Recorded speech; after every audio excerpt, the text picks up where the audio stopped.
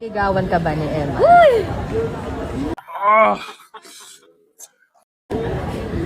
Tanong niyo po siya. Sa'yo? Bulong ko na lang. Okay. And, But he expressed Yeah, for basta. Yun.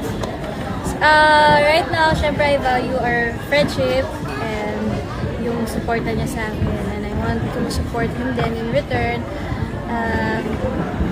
Ayun, I'm just so happy na sabi ko nga po, parang gift din siya ni God kasi sobrang godly niya. He would always talk about God with me. So, ayun. We are really good friends. Yes. hello, sir.